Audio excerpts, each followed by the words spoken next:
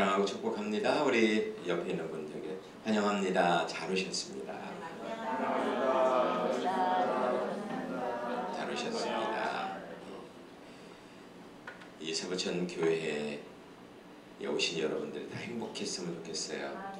여러분들이 하는 모든 일들이 다 성공적으로 다 형통했으면 좋겠습니다. 여러분들 건강하게 여러분들 오래오래 잘 사셨으면 좋겠습니다. 아멘. 자, 여러분, 성공이라는 것, 풍요라는 것 누구나가 다 원하는 거죠. 그렇죠? 이것을 원하지 않는 사람은 한 명도 없을 거예요.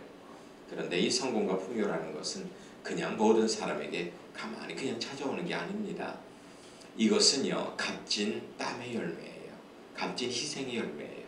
그리고 성공과 풍요가 이루어지기 위해서는요, 분명한 원리 원칙이 있고, 그리고 이것이 이루어지기 위해서는 비결이 있는 거예요. 그 비결을 오늘 여러분들에게 알려드릴 테니까 여러분들 잘 들으시고 꼭 여러분의 인생에 있어서 성공의 열매를, 풍요의 열매를 거두시기를 예수님의 이름으로 축원합니다. 아멘. 아멘. 아멘. 아멘. 아멘. 자, 여러분, 제일 먼저 주일 성수의 복을 받으시기 바랍니다. 아멘. 주일 성수는 아무나 하는 거 아니에요. 주일날은 하나님을 위한 날입니다. 여러분, 하나님은요, 7일 중에서 가장 하나님께서 복되다 하신 날이 있어요. 바로 주일입니다. 주님의 날, 바로 오늘이에요. 하나님은 오늘을 축복하셨습니다. 이 하나님의 모든 축복이 응축되어 있는 곳이 교회이고, 그리고 그 축복을 받는 유일무이한 행위가 뭐예요? 바로 예배예요. 예배. 여러분, 예배를 잘 드리면 복 받습니다. 그리고 교회에 오면 복 받습니다. 아멘. 우리는 교회의 신비를 알아야 되고, 그리고 예배의 놀라운 축복을 알아야 되는 거예요. 정말 이 주일 성수는요, 너무나 우리 인생에 있어서 중요한 겁니다. 정말 성공하고 풍요를 누리는 사람들은요, 한결같이 주님의 이 날, 주일날을 소중히 여겼던 사람이에요. 대표적인 사람들이 바로 뭐예요? 바로 유대인들입니다. 물론 유대인들은 안식일, 토요일을 주일로 지키죠. 그러나 토요일이나 주일이나 일주일의 하루를 하나님의 영광을 위해서 모여서 하나님께 예배드리고, 그리고 하나님이 주시는 기쁨을 서로 나눈다는 것은 공통점이 있는 거죠. 여러분, 전 세계에서 가장 복받은 민족이 유대인입니다. 전 세계를 좌지우지하는, 쥐락펴락하는 그러한 대표적인 민족이 유대인들이에요. 근데 유대인들은 전 세계에서 2천만 명도 채 되지 않습니다. 그럼에도 불구하고 그들은 35%의 노벨상을 받았고요. 미국의 중요한 경제인, 정치인은 대부분이 유대인이고요. 미국의 유명 대학 교수의 30% 이상이 유대인입니다. 이런 걸 봐서 정말 유대인들은 복을 받은 사람이구나. 그런데 그들이 하나님께서 선택했다고 복 받은 게 아니에요. 이 사람들은 한결같이 일주일의 하루, 이 하루를 온전히 하나님께 드리고, 하나님께 드리면서 하나님이 주시는 쉼과 복을 온전히 받아 누렸어요. 여러분, 소련이 공산화되면서요, 주일날은 없앴습니다. 그랬더니 어떤 일이 벌어진지 아십니까? 주일날을 없애고 그날을 다 일하게 만들었어요. 그런데요, 주일날 쉬는 것보다 주일날 일했을 때 50% 이상이 생산량이 감소됐습니다. 그리고 범죄율이 10배 이상 늘어났어요. 그래서 다시 주일날 쉬는 걸로 바꿨다고 합니다. 여러분, 주일날은 우리는 온전히 쉬어야 돼요. 쉼이라는 것은 일하는 것 이상으로 우리에게 중요한 의미가 있는 겁니다. 여러분, 열심히 일한다고 성공하는 것 같죠? 아니에요. 여러분, 세계에서 가장 우리나라보다 훨씬 잘 사는 나라가 어디예요? 프랑스입니다. 프랑스는요, 휴가가 1년 365일 중에서 휴가가 며칠인 줄 아세요? 쉬는 날이 100일이에요. 100일. 365일에서. 그 사람들은 주 4일 근무합니다. 4일 근무예요. 우리나라가 들으면 쇼킹할 일이죠. 그런데도 불구하고 프랑스는 우리나라보다 2배, 3배 이상 GDP가 높고요. 더 잘 삽니다. 쉼의 중요성을 알아서 그런 거죠. 여러분, 진정한 쉼 속에 진정한 열매를 거둘 수가 있는 거예요. 우리에게 필요한 건 뭐예요? 쉼이에요. 근데 우리는 쉬지를 못해요. 전철을 타도요, 사람들 가만히 눈을 감고 조용히 쉬는 사람이 없어요. 끊임없이 다 스마트폰 보고 끊임없이 동영상 보고 뭐 검색하고 그래요. 쉬지를 않아요. 쉬지를 않아요. 여러분, 우리의 육신은 쉼을 원합니다. 우리 정신도 쉼을 원합니다. 쉼 뭐예요? 그냥 멍 때리는 거예요. 멍 때리고 가만히 있는 겁니다. 아무 생각 없이 가만히 그냥 소파에 누워 있거나 가만히 의자에 앉아서 가만히 멍하고 있는 거예요. 그런데 쉼이 와요. 우리 뇌가요, 잠깐 쉬어야 돼요. 그런데요, 계속해서 어떤 분들은 잠자는데도 음악을 듣고 이어폰을 끼고 계속 음악을 듣는 분도 있고요. TV를 틀어놓고 있는 분도 있고요. 그리고 어느 분은 계속 그냥 쉰다고 해서 어떤 게임을 계속 하는 분도 있고요. 계속 동영상 보는 분도 있고요. 이렇게 하면 쉼이 오질 않습니다. 그리고 가끔 보면 있잖아요. 일꾼들이 피곤한 분들이 오면은 꼭 밤에 소주를 한 병 드시고 주무세요. 막걸리 한 병이나 소주 한 병. 왜 그러냐고 물으면 이거 먹고 좀 푹 자려고 그런다는 거예요. 여러분, 잠이 푹 잘 수가 없어요. 알코올이 들어가면요, 우리는 잠을 자도요, 이 간은 끊임없이 일을 합니다. 해독하기 위해서. 해독을 안 하면 사람이 죽기 때문에 계속 간이 일을 해서 아침에 일어나고 나면 간은 어떻게 돼 있는 거예요? 피곤해 있는 거예요. 간이 너무 밤새 일어나고 피곤한 거예요. 그러니까 전체적으로 어떻게 돼요? 깨어나지가 않아요. 피곤한 거예요. 그러니까 여러분, 뭐든지 쉬어야 돼요.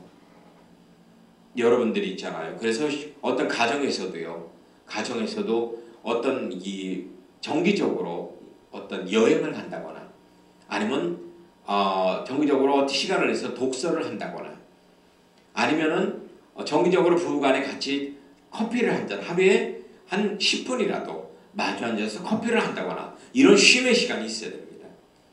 근데 하나님께서는요, 이 날을 복 주셨어요. 어느 날을? 주일날을 복 주셨어요. 여러분, 하나님이 복 주신 이 날에 우리는 하나님의 복을 누릴 수 있습니다. 왜요? 하나님과 우리는 하나예요. 우리 안에 하나님 있고 하나님 안에 우리 있어요. 그래서 하나님이 복 주신 이 날을 누리자고요. 옆에 있는 분에게 말씀하세요. 주일날을 온전히 누립시다. 아멘. 그래서 여러분, 주일날은요, 이렇게 교회에 와서요, 예배를 통해서 쉼을 얻으세요. 성도 간의 교제를 통해 쉼을 얻으세요. 교제를 나누는 데 있어서요, 서로 교제를 나눌 때는 서로 어떻게 긍정적인 말을 하세요. 예의 바른 말을 하세요. 그리고 교제를 나눌 때 서로 힘이 되는 말을 하세요. 위로하는 말을 하세요. 아이고, 일주일 안 봤더니 집사님 얼굴이 완전히 그냥 쪼그락 방태기가 됐네. 아이고, 주름살 일주일 만에 주름살 10개 늘었네. 아이고 집사님 일주일 만에 머리카락이 한 수천 개 빠진 것 같아. 이렇게 휑해. 아이고, 집사님 일주일 만에 어떻게 그렇게 텅텅 불었어. 뭐 이렇게 많이 먹고 잤나 봐. 살이 많이 쪄 보이네. 이렇게 말하면 안 돼요. 한번 따라서 복되는 말을 하자. 힘되는 말을 하자. 기분 좋은 말을 하자. 아멘. 아멘. 그래 저는 어떤 포장마차 하는 어느 분이 계셔서 몇 개월 동안 나와서 걱정이 돼갖고 한번 몇 개월만 나왔더라고. 그래서 걱정해서 쫓아갔어요. 한 몇 개월이 아니라 몇 년 만이군요. 몇 년 만에 쫓아가서 그분을 좀 이렇게 너무 반가워서 위로해 주려고 갔더니 저를 보고 딱 한마디 던지더라고요. 목사님 살쪘네요? 그 순간 기분이 팍 잡쳐갖고 그냥 바로 나와버렸어요. 할 말이 그렇게 없어요.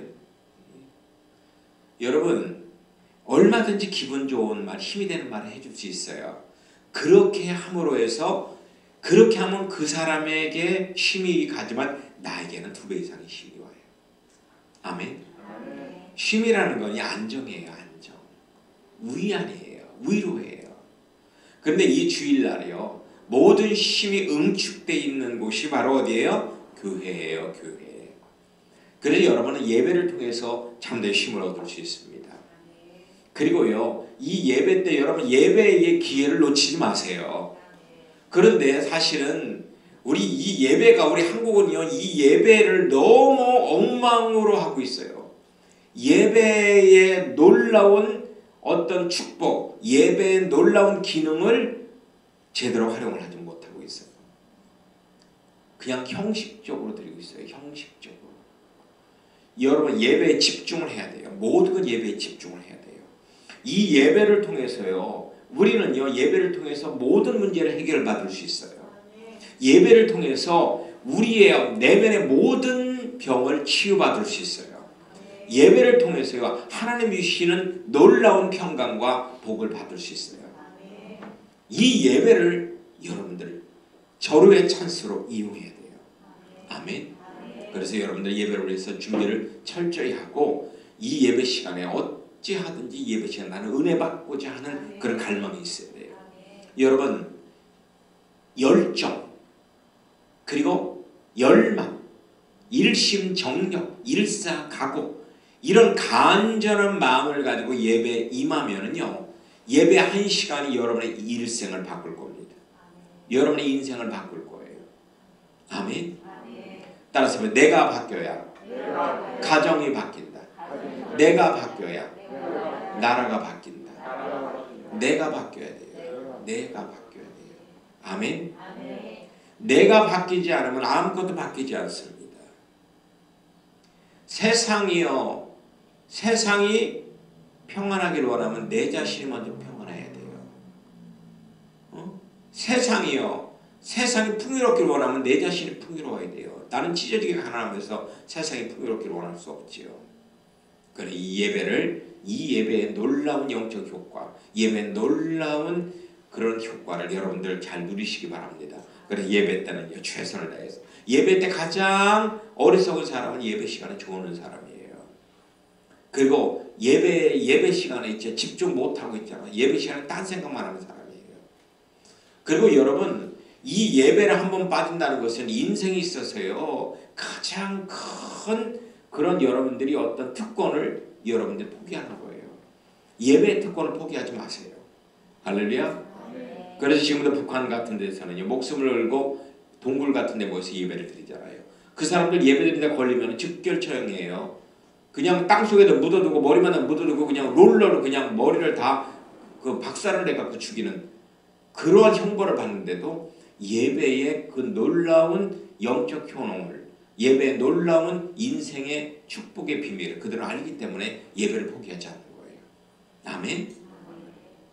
여러분, 그리고 성도 간의 주일날에는 교제를 나와요. 사도신경에 보면 성령과 성령이 서로 교통한다고 나오잖아요. 여러분, 우리에게는 성령이 있습니다. 예수를 믿으면서 성령을 받습니다. 이 성령은 가만히 있으면 안 돼요. 성령을 활성화시켜야 돼요. 성령을 활성화시키는 길이 뭐냐? 서로 부딪혀야 돼요. 부딪혀야 활성화되는 거예요. 부딪혀야지.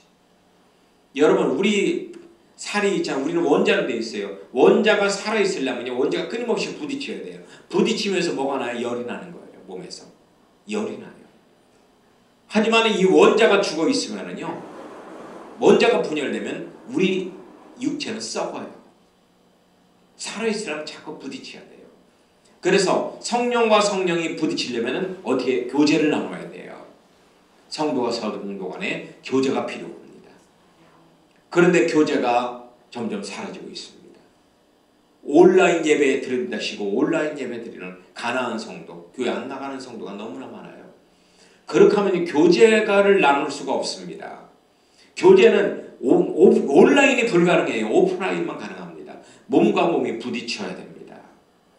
그럴 때 내 안에 있는 성령이 활성화가 돼요. 내 안에 있는 성령이 활성화가 되면은요, 내 안에 있는 성령이 상대방에 흘러가고 그 안에 있는 성령이 흘러 들어오면서 어떻게 돼요? 배가 됩니다. 성령의 역사가 배가 됩니다. 그렇게 하면 기도응답도 빨라지는 거예요. 그렇게 하게 되면요, 교제 나누면서 병도 고쳐요. 할렐루야. 교제 나누면서요, 우리의 문제가 해결돼요. 할렐루야. 이런 놀라운 역사가 바로 주일 성수에 있다는 거예요. 그리고 두 번째는요, 여러분 아주 중요한 겁니다. 여러분들이 복받는 비결이에요. 이거는요, 구원과는 상관없어요. 하나님의 성경에 보면은요, 구원의 절대 원칙으로 내세운 게 뭐냐면 예수를 믿어라예요. 예수를 믿어라. 그리고 인간으로서 이 땅에서의 인간으로 살면서 물질의 풍요함과 무병장수의 복을 약속한 유일무이한 게 뭐인 줄 아세요? 11조예요. 영적인 복을 받으려면 예수 믿으세요. 예수 잘 믿으세요. 아멘. 예수 잘 믿어야 영적인 복을 받는 거예요. 예수 잘 믿지 않고요, 아무리 세상에서 돈이 많아도 아무리 명예가 높아도요, 다 이 세상 끝나면 다 소용없는 거예요. 그러나 예수를 잘 믿으면 비록 나사로처럼 큰 병에 걸려 거지처럼 살아도요, 우리의 영혼은 거룩하게 되어서 저 천국으로 인도되는 겁니다. 예수 믿으시기 바랍니다. 예수 믿고 구원받으시기 바랍니다. 내 영혼이 잘 돼야지, 내 영혼이 평안해야지 만사가 평안한 거예요. 아멘. 예. 여러분 이 시대요, 너무나 잠을 잘 못 이루는 사람들 많대요. 그리고 세계 정신의학회에서 뭐라고 발표를 했냐면 전 세계는 하나의 거대한 정신병동과 같다 그랬어요. 우울증 환자들이 너무너무 많아요. 우울증 환자들이요. 이게 다 뭐예요? 외적으로는 풍요해요. 그런데 내적으로 빈약해서 그래요. 내적인 성숙이 안 돼서 그래요. 내적인 성숙이 이루어지려면 어떻게 돼야 돼요? 내적인 성숙이 하나님의 영으로 채워야 돼요. 하나님의 빛으로 채워야 돼요. 이거는요, 세상 걸로는 안 되는 겁니다. 여러분 정신과 치료받으려면 원정동에도 하는 정신의학과가 하나 있는데요, 일주일 전에 예약해야 되고 1시간 의사하고 상담하는데요, 최하 10만 원이에요. 상담료가요. 그리고 그렇게 상담받는다고 뭐 고쳐지냐? 아닙니다. 안 고쳐집니다. 효과 거의 없어요. 그런데 여러분들이요, 하나님과 상담해 보세요. 하나님의 영을 받아보세요. 하나님이 시키는 대로 한번 해보세요. 그러면은요, 여러분은 건강한 정신을 가질 수 있습니다. 건강한 육체를 가질 수 있습니다. 아멘. 여러분 이 11조는요, 국민연금이나 보험과 같은 거예요. 결코 손해보는 게 아닙니다. 여러분 세계 복지 대국이 어디예요? 스웨덴입니다. 스웨덴. 세계에서 가장, 요람에서 무덤까지 가장 복지가 잘 돼 있는 나라가 스웨덴이에요. 스웨덴. 그래서 여러분 스웨덴에 가서 살고 싶죠? 근데 이민이 가장 어려운 나라도 스웨덴이에요. 이민자를 안 받아들여요. 그런데 이 스웨덴 같은 나라, 복지의 천국에 대해서 여러분 막연하게 거기에 가서 살면 좋겠다. 저도 제가 아는 분이 스웨덴에서 한인 목회를 하고 있는데요, 여러분 스웨덴 같은 나라 복지하면 그냥 복지가 되는 거 아니에요. 그 사람들은요, 말 그대로 모든 대학 무료예요. 모든 약도 무료예요. 모든 약. 그리고 나이가 은퇴하면 죽을 때까지 평생 연금이 그냥 나와요. 근데 그게 그냥 나오는 거 아니죠. 전 세계에서 세금이 가장 비싼 나라가 어느 나라인 줄 아십니까? 스웨덴이에요. 무조건 50% 세금으로 떼어갑니다. 월급 50%. 알바생이 알바를 하더라도 무조건 50% 세금으로 떼가요. 그리고 부가가치세가 천문학적이에요. 어마어마하게 많이 떼가요. 모든 물건에 부가세가 있어요. 그런데요, 스웨덴 사람들은 아무도 그거에 대해서 불만을 품지 않습니다. 왜냐? 그 모든 것이 자기에게 다 돌아오기 때문에. 다 돌아오기 때문에. 여러분 우리나라 있잖아요. 지금 우리나라 심각합니다. 국민보험 어떤 이처럼 여러 국민보험이라든지 연금이라든지 지금요 바닥이에요. 바닥. 적자입니다. 그래서 어떻게 보면 5년 후에 연금 못 타갑니다. 없대요. 줄 돈이 없대요. 그리고 우리도 한전도 지금 바닥이에요. 한전도 바닥입니다. 지금 마이너스 몇십 조입니다. 이렇게 하다 보면 우리도 북한처럼 일주일에 시간제로 전기를 써야 될 때가 될지도 몰라요. 이게 다 왜 그렇습니까? 대한민국 사람들이 뭐 노예근성을 어느 때부터 노예근성을 가졌어요. 공짜 근성을 가졌어요. 복지라는 건 무조건 받는다 이렇게만 생각해요. 무조건 받는다. 세금 내려달라. 그리고 달라. 우리에게 달라. 무조건 줘라. 그렇게 하다 보니까 뭐 전기세 동결시켜, 보험료 동결시켜, 그리고 받는 혜택은 2배나 더 많아져. 그렇게 하다 보니까 지금 여러분들 정말 있잖아요. 정치하는 분들 힘을 줘야 돼요. 정말 힘들게 정치하고 있어요. 국민들에게 그대로 밝히면은요, 국민들의 낙심할까 제대로 밝히지도 못하고 있어요. 우리나라 경제 심각합니다. 한 사람당 여러분들 1인당 평균 빚이 5천만 원이 넘습니다. 1인당. 10년 전에는요, 한 가구당 5천만 원, 지금은 1인당 5천만 원이에요. 그러니까 여러분들 다 5천만 원씩 빚이 있는 거예요. 5천만 원씩 다 빚을 가지고 있는 거예요.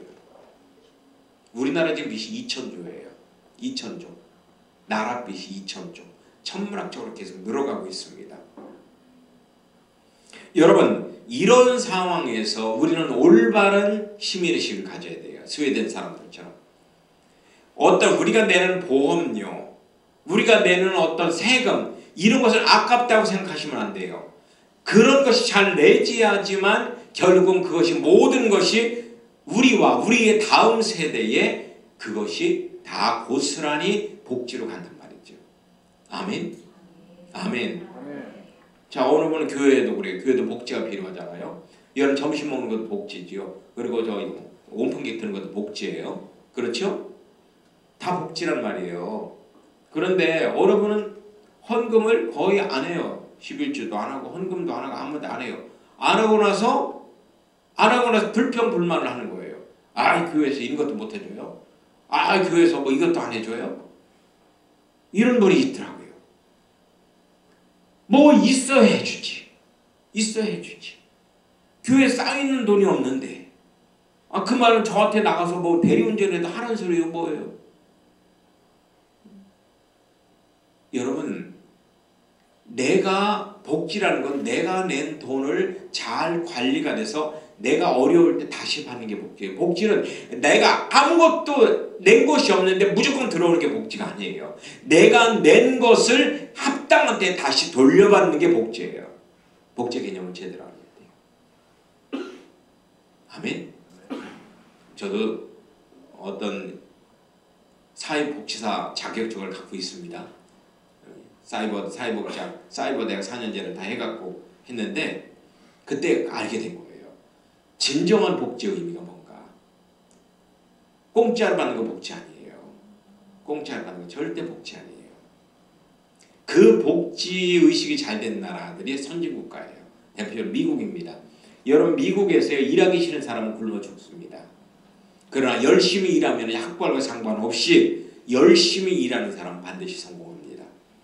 여러분, 미국 같은 데 있잖아요. 어디를 예를 들어서 무슨 스타벅스 같은 데 알바로 들어가잖아요. 그런데 알바를 너무 성실하게 잘해요. 그러면요, 그 사람 몇 년 후에 그 사람이 점장이 돼요. 신기하죠. 예, 그 사람이 점장이 된다니까요.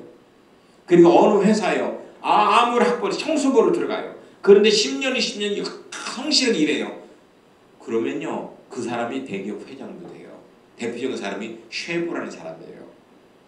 카네기 세계적인 기업의 회장했던 쉐보라는 사람이 청소부로 들어가서 대기업 회장이 됐어요. 그렇게 내가 낸 만큼 돌려받는다. 이런 의식이 있어야 돼요. 기브 앤드 테이크죠. 기부가 없는데 어떻게 테이크가 있어요? 여러분, 11조는요, 낭비하는 게 아닙니다. 투자하는 거예요. 옆에 있는 분을 말씀하세요. 11조는요, 투자하는 거예요.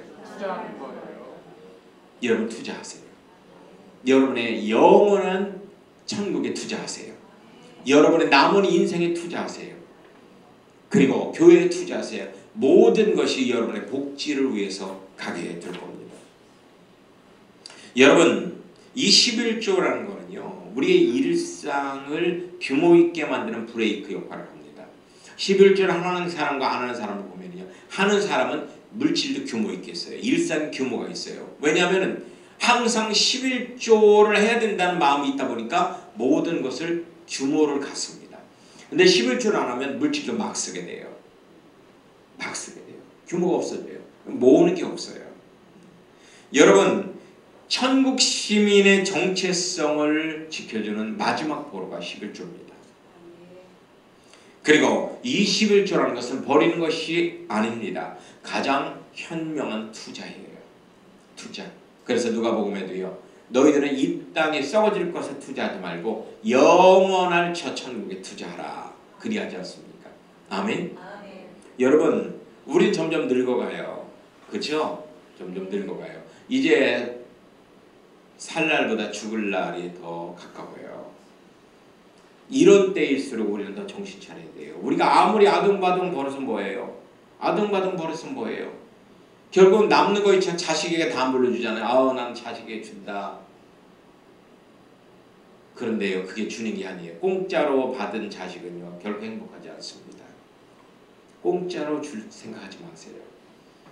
그리고 여러분요, 노인이 나머지 어떤 남은 노년기를 여러분 행복하게 보내려면 꼭 물질을 쥐고 있어야 돼요. 주지 마세요. 꼭 쥐고 있으세요. 그리고 여러분 마지막 숨을 거둘 때 딱 한마디 유언하세요. 얘들아, 나는 이 물질 규모 있게 써서 행복했고 이 남은 물질은 다 세부천교에 헌금하거라. 그러면 여러분 대박 나요. 아멘. 그리고 마지막으로 생활 영성하면 성공합니다. 한번 따라서 생활 영성하면 성공합니다. 생활 영성하면 풍요해집니다. 아멘. 여러분, 생활 영성은요, 여러분의 일상에 의미를 부여하는 거예요. 의미를 찾게 만들어주는 거예요. 행복이라는 거는요, 많은 것을 얻는 게 행복이 아니에요. 많은 것을 얻는 게 행복이 아니라 행복은요, 깨닫는 거예요.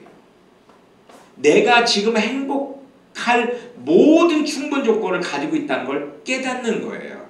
따라서 행복은 소유하는 게 아니라 각성하는 거다. 깨닫는 거예요. 지금 나는 온전히 행복해질 수 있다는 걸 깨닫는 거예요. 제가 어저께도 며칠 전에 말씀드렸잖아요. 제가 예화 같은 거 몇 번 사용한다고 또 시험 들지 마요. 그 예화는 그러니까 세계적인 설교가들 보면 진짜 예화 한 수천 번을 울겨먹는 분들 많더라고요.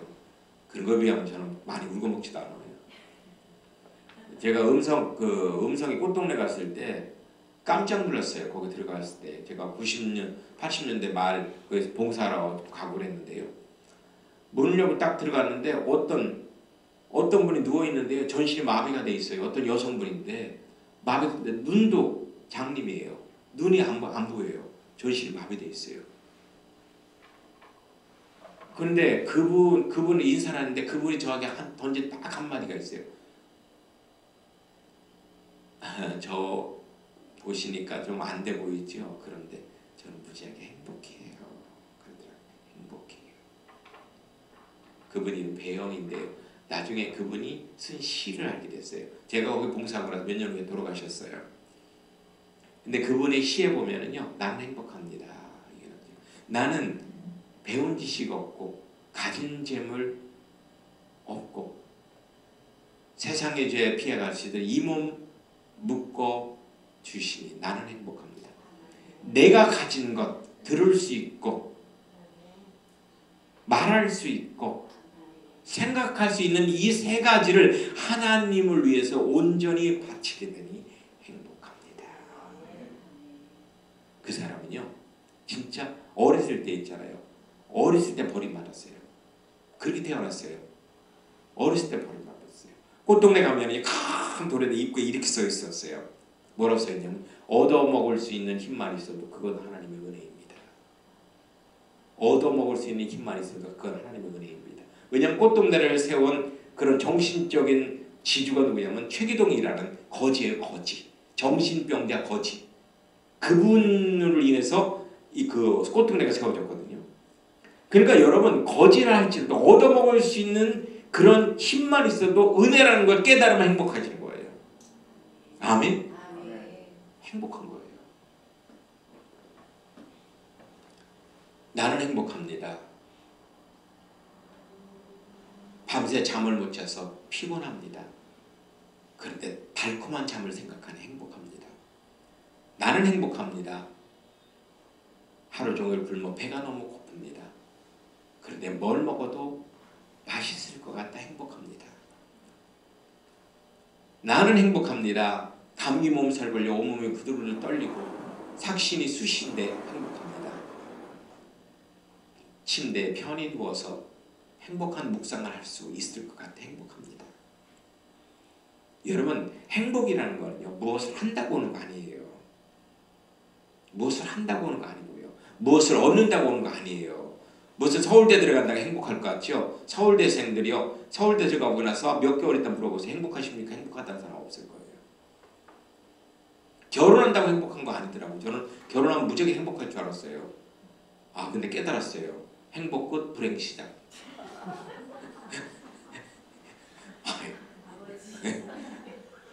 그런데 나중에 제가 가장 행복한 존재라는 걸 깨달았어요.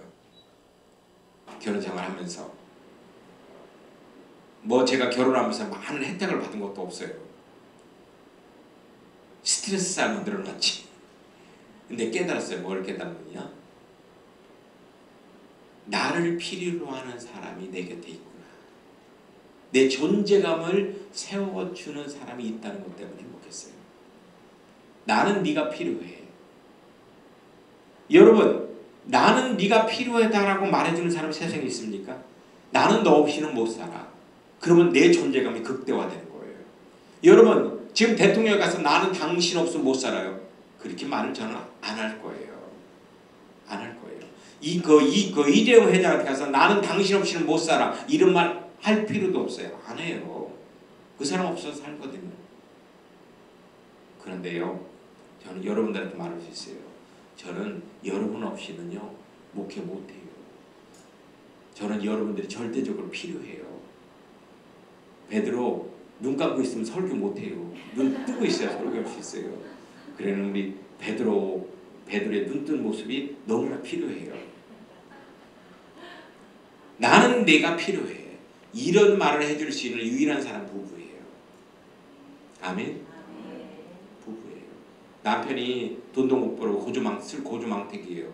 그런데 남편을 끝까지 데리고 있는 건 뭐예요? 그 남편은 내가 없이는 못 살기 때문에. 그렇죠? 내가 없이는 그 남편 못 살아요.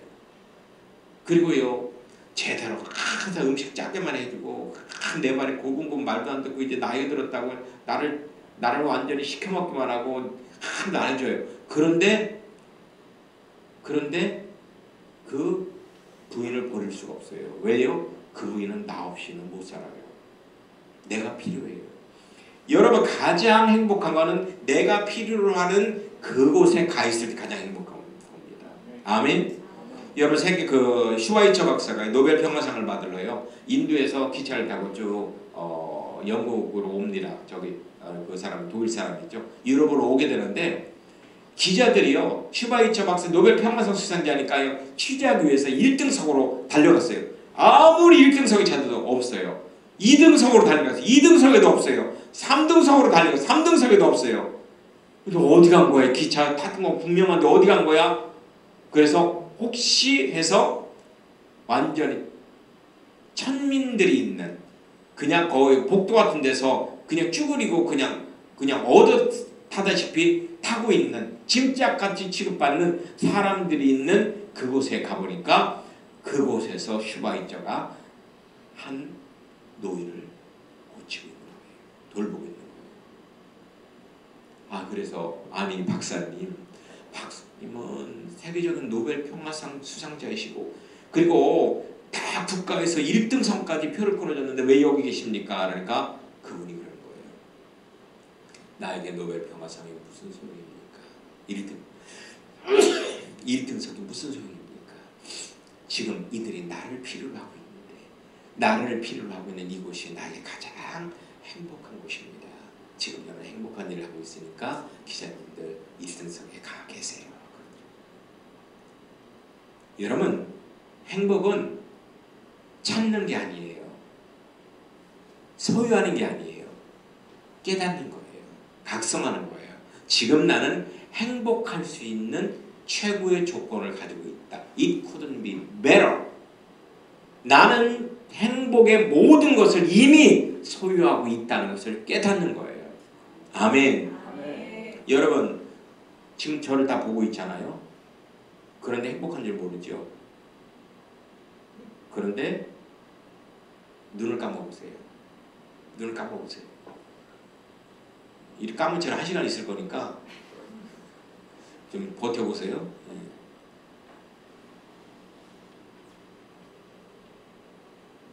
자, 이제 눈 떠보세요.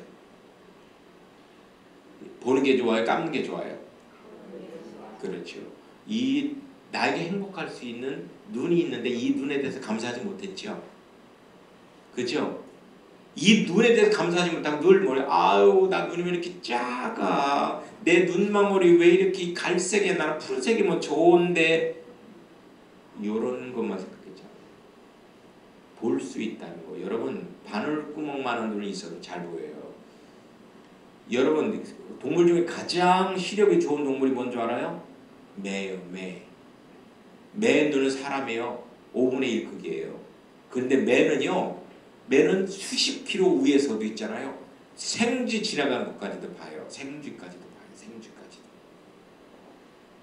그러니까 눈은 기능이 중요한 거지요. 생김새가 중요한 거 아니에요. 아멘. 네, 그렇죠. 그래 이후로 뜯어고치지 못하는 분들은 오늘부터는 그냥 놔두시기 바랍니다. 냅둬요. 눈만 잘 보이면 되지 뭐 냅둬. 그 전에 뜯어고친 분은 할 수 없습니다. 여러분 생활명성은 일상의 의미를 찾아주는 거예요. 일상의 의미를 찾으려면 일상을 긍정해야 돼요. 부정하면 안 돼요. 어떤 여자 집사님이요 10년 동안 기도했는데 자식이 없다가요 기도했는데 딱 자식을 낳았어요. 낳았는데 보니까 이 자식이요 장애인이에요. 장애인. 뇌성마비 장애인이에요. 그래서 이 집사님이요 며칠 동안을 막 울기만 했어요. 울고 있다가 이 소식을 듣고 담임 목사님이 몇 통 기도하다 그 집사님을 찾아갔어요. 찾아갔는데 활짝 웃는 거예요. 아니 집사님 무슨 일이 있어요? 그렇게 활짝 웃으세요. 저는 집사님 위로하려고 왔는데요. 그러니까 그 집사님이 그러더래요. 목사님 제가 10년 동안 기도해서 자식을 얻었는데 자식이 장애인으로 태어났잖아요. 그래 이것 때문에 하나님 왜 나한테 이럴까? 근데 하나님 내가 하나님 앞에 뭐 섭섭하게 한 거 있나? 나 교회 봉사도 열심히 하고 했는데 왜 이러실까? 낙심하며 기도했는데요. 하나님께서 저에게 놀라운 소식을 전해주셨어요. 뭐냐면요. 하나님께서 이 아이를 창조하고 이 아이를 돌볼 수 있는 사랑이 많은 엄마를 그런 아빠를 전 세상 찾았는데 없더래요. 그리고 나서 한국 땅에서 우리 부부를 발견했대요. 그래서 이 애들에게 이 나의 소중한 생명을 맡기면 사랑으로 잘 돌보겠구나 해서 우리에게 맡기셨다고 하더라고요. 얼마나 감사해요. 하나님이 우리를 그렇게 인정해 주는 거잖아요. 그래서요 이 아이를요 최선을 다해서 잘 섬기고 키울 거예요. 아멘. 그런 아이가 나중에 송명희 씨 같은 사람이 된 거예요.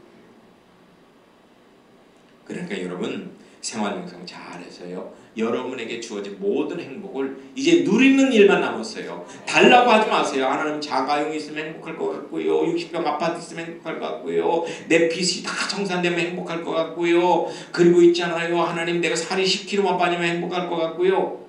아니에요. 그런 거 이루어진다고 행복하지 않아요.